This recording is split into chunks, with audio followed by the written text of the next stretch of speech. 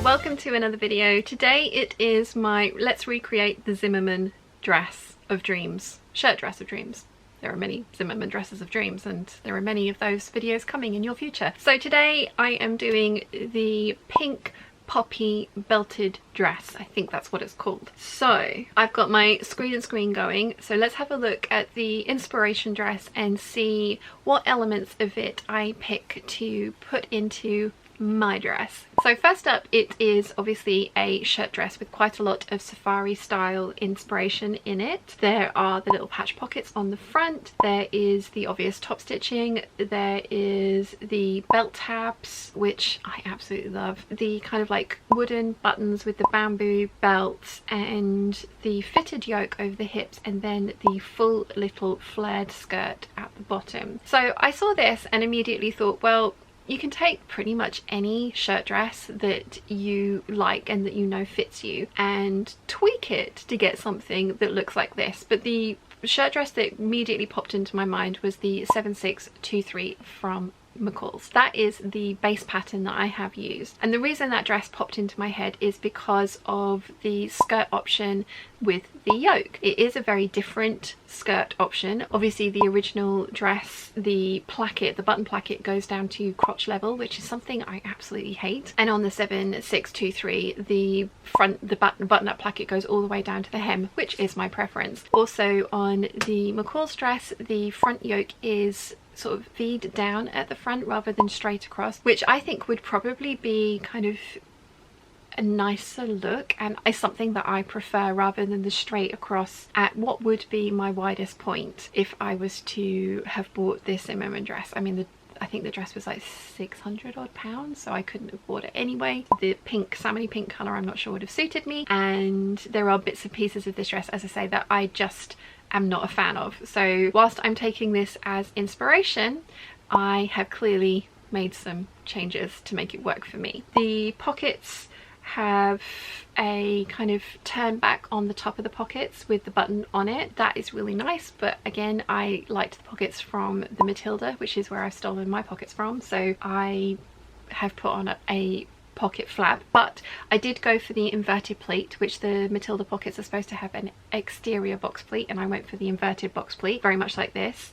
The Zimmermann dress does have like angled corners on the bottom of the pockets, and the Matilda pockets are round. Again, personal preference, I prefer the rounded edges, so I've done that. Breast pocket placement was a total guesstimate. I went with just above the top of the waist dart and then just over the tip of the bust dart and around about 2 inches away from the raw edge of the front bodice, and I think that these pocket placements have worked really well. I really like how they look, so that was just how I kind of guesstimated the pocket placement. If you are using a pattern that doesn't have pocket placements marked on it, then get a pattern out that you do have that has the pocket placements marked on it and use that as a reference guide. I absolutely love the button tabs, and I have stolen the button tabs from the Dirindo Lezon trench coat. I have used those on this dress and to great effect, I think. For the placement for the belt loops, I centered them on the waist darts. Now, these are functioning buttonholes. I basted these into place on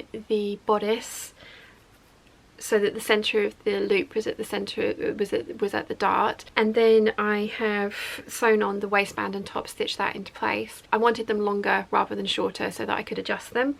So they, if I had just let them to hang down, they were a bit too long in my opinion. So I sewed the button loop at 3/8 of an inch away from the waist and then sewed the button on to the skirt, and I think that's worked really well. And then for the back button loop, I centered it between the 2 waist darts on the back piece and did exactly the same thing. Looking at it, this Zimmermann dress does actually have large patch pockets, which are very much like the Matilda patch pockets, but because of the type of yoke and skirt detail I was using, I have left off pockets altogether. So I have made quite a lot of changes to the original Zimmermann dress, but I have used it as inspiration and a jumping off point for making my version of this. So as I mentioned, I have picked the McCall's 7623 pattern to use to make this dress, and I did that because it was one that I had in my stash and the yoke detail on the skirt. There is a Mimi G Simplicity pattern that is a much closer copy to the Zimmermann dress, but I don't think it was out at the time that I made the original video, and as I mentioned, I already have the pattern in my stash, the 7623, so I've used that one and just added elements from other patterns. One of the other things that I have obviously changed is I have made this dress sleeveless. This fabric is from Lady McElroy. It's their linen chambray in the khaki colorway, and I will list it in the description down below. I didn't have enough of this fabric to cut out sleeves. I was contemplating cutting out full length sleeves and rolling those back, and I think that would look really, really nice, and I'm probably going to be doing that at some point in the future. But I only had 3 meters of this fabric, and I played around with the skirt, and I have extended the skirt and made the skirt 6 inches longer than the original pattern would have you make it. So for me it was like a toss-up between, do I want sleeves or do I want a longer skirt? I'll wear it more if it has a longer skirt, so sleeveless. The scratchy nature of the fabric was one of the reasons that I fully lined the bodice, but the other reason was so that I could finish off the armholes by bagging this out. Now everything else is top stitched, but I haven't top stitched the arm side of, or the armholes of this dress. Again, it's just a personal preference. Totally could have added bias binding to finish it off that way if I hadn't fully lined it, but because the fabric was that little bit scratchy, I decided on a full cotton lawn lining. I've taken the lining down into the yoke as well, so that was a nice finish on the interior yoke seam, and you guys are always interested to see the insides of my dresses, so I will be doing a cutaway of that for you around about now. Insides! I have fully lined the yoke of the skirt, which meant that I could sandwich the skirt pieces in between that, pink that edge because it's curved, and press everything up and top stitch it so that's all nicely enclosed. So I have fully bagged out the armholes, and again those have been pinked so that the curves lie nice and flatly. Once those had been sewn, I then sewed up the side seams and then treated the shirt dress as if these pieces were one. I French seamed the skirt seams because that's my preference. This fabric is thin enough to get away with that. The other option would have been to bias bind the edges, but because this fabric is thin enough, I much prefer French seams, so I have done that. And then I used bias binding in the usual manner for a circular hem, which there is a video for, and I will link that down below. But I top stitched it into place because I was top stitching everything else. So I've done 2 lines, one at the very hem of the skirt and then one to sew down the bias binding. Again, as I say, because of the amount of top stitching on this, I totally could have top stitched this down with bias binding or finished it in a number of different ways, but I like how this looks. Because the cotton lawn that I've used is soft, it's nice against my skin. One of the things that I found that if a fabric irritates me, I just don't end up wearing the dresses unless I put lots of things underneath of them to keep them away from my skin. So yeah, fully lining it. Lots of you guys were asking about top stitching tips and tricks, so I have filmed a few of the little bits and pieces of how I actually do top stitching in cases like this, and I'll include those now. So when I did my Matilda dress, a lot of you guys asked me to show you what I meant about top stitching. I have got my dress to the point where the bodice and the skirt have been attached, and as you can see, I have sewn it so that the piece that needs to be top stitched down is the outer waistband. So this is my interfaced waistband. I have pressed up the raw edge by 5/8 of an inch, which is the seam allowance. Then I sandwiched the bodice between the outer waistband and the inner waistband. Then I sewed my skirt pieces together. I sandwiched the skirt between the inner yoke and the outer yoke just to give me a nice neat finish on this particular piece. Again, this is an extra that the pattern doesn't call for, but this fabric is a little bit scratchy, so this softer cotton lawn, which is going to be tighter against my skin, I thought would be nice. So the next thing that I did was I took my skirt piece and I sewed it to my lining waistband with the wrong side of the skirt to the right side of the lining waistband, and I've sewn that at 5/8 of an inch and pressed the seam allowance up. And that's left me with my waistband outer still flapping loose. So what I'm going to do is I'm going to pin this into place all the way along, and this folded edge should match up nicely with the stitching edge that I have just used to sew the skirt to the inner waistband. So I'm going to pin this down, and then I'm just going to top stitch along this edge. Usually what the pattern would have you do is actually sew the skirt to the outer waistband, fold up the edge of the inner waistband, and then either top stitch from the front or slip stitch it into place. If you don't want any visible top stitching, then that usual method is the one to go for. But because I am top stitching pretty much everything on this dress, this is my preferred method, because it just means that the unfinished edge gets sewn down and top stitched at the same time neatly, and if anything goes awry on the inside, nobody's ever going to see it except for you guys. So as I say, I'm going to get this pinned into place, top stitched. I'm going to top stitch this edge as well, and I'm also going to top stitch the bottom of the yoke just to continue those details throughout the garment. Okay, so I have done all the top stitching, and it looks really neat from the outside because I have stitched down the folded edge from the outside, which gives me the most control. On the inside, it's looking pretty good. In fact, it's looking really good.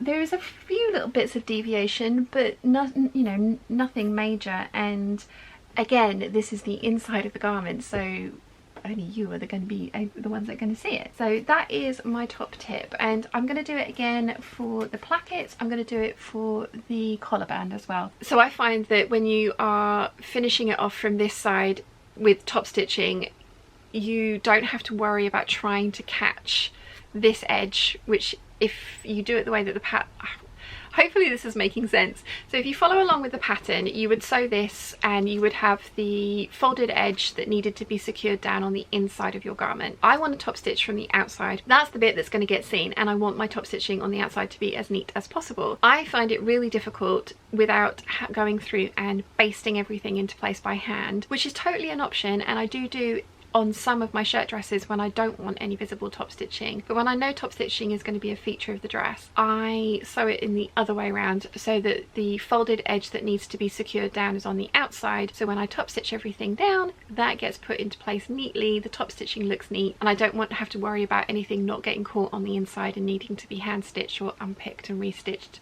later. So hopefully those clips that you've just seen will make that make sense for you. I absolutely love how this dress has turned out. I am so surprised by how much I love how this dress has turned out. I was thinking that the yoke over the hips might not be for me, it might not fit me very well. I absolutely love it. I really love how this turned out, and I will definitely be making this again. I really want to do a full long sleeved option with some of the details where you put like a button and a button tab so you can roll them up and, you know, secure them back up with that. I also think that little detail will tie in really nicely with the belt loops that I've used. As I mentioned, the high-low hanky hem is not for me. I think it's really cute, I just know that it's not my favourite style of skirt. I probably wouldn't reach for this dress as often if it wasn't a full circle skirt. So I'm going to talk you through how I turned my hanky hem pattern piece, which is literally just a square, into a circle skirt, and how I lengthened it as well. Okay, so with a hanky hem skirt,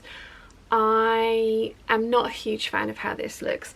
And also with the skirt front, the yoke actually comes down lower, so this edge here is actually shorter than this edge here. So it's not difficult to turn this into a circle skirt, but it's not quite as easy as it maybe usually would be.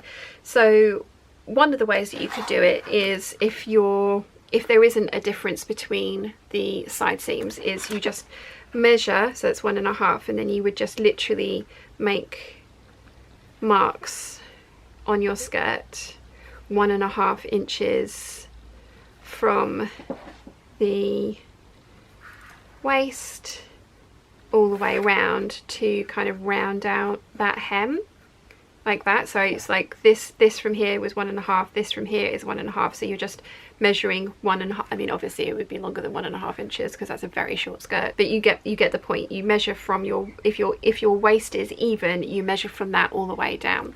Now with the front, as I say, this one here is like 1.25, and then this one's 1.5. So you can't measure 1.5 away from all the edges, because otherwise the front of your skirt is going to end up a little bit longer.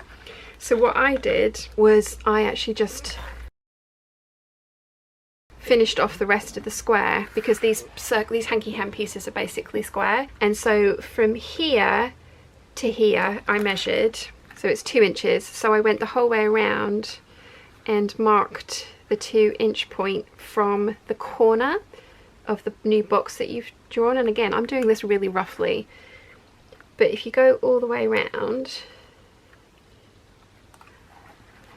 from that corner point, you still end up with your circular hem, but this part is still shorter than this part, if you see what I mean. Because if you added your 1.5 inches all the way around, you'd end up making that bottom front longer, which is not what you want. Once I'd rounded out my hem of my skirt, I then realized that it was going to be too short for me, so I then went and added an extra 6 inches of length, which I just did from the new circular hem that I had done all the way around. So I just added the extra length that I wanted to make the skirt the correct length for what I was going for. Obviously extend the seams, and then I'd added the extra length in there. One thing to remember when you are adding length to a skirt, you want to make the same adjustments to your placket pieces as well, especially if your placket is going all the way to the hem of your skirt like mine does. Remember, whatever length you add to your skirt and your bodice, you need to add to your placket as well. I'm really glad that I did even out the hem of the skirt, because the hanky hem is cute, it's just not for me, and I love how this one looks. And again, I don't know if I've said this enough yet, I will be making this again because it's just absolutely gorgeous. I love this shirt dress. How do you think I did? Can you see the inspiration? I appreciate it's not an exact replica. I mean, for a start, it's green, or khaki, military khaki green. Khaki is definitely a range of colours, I checked. But this to me, I mean, it's called Khaki by Lady McElroy, but yeah, my dress is green, or a brownie green, but green rather than pink, and sleeveless, and the pockets are slightly different, and the skirt is slightly different, and it's longer as well, because I would never ever wear a dress that short. It just wouldn't ever see the light of day, because no. Let me know in the comments down below what you think of my dress, my inspiration dress, and my actual recreation, and how it turned out. I am over the moon. I love it. I'm going to use this pattern again. I will make more of these. I think it's gorgeous. I'm gonna, like I say, add on the long sleeves and maybe do one without the breast pockets and just see how that looks. The only thing that I haven't traced from the original pattern is the long straight skirt, because I just don't think that I would wear that one when I have this option. I like the yoke on this one that much, which does honestly very much surprise me, but very happy with how it's come out. So I hope you've enjoyed today's video. If you have, please give it a thumbs up. If you haven't yet, please subscribe, and I'll see you again very soon. Bye.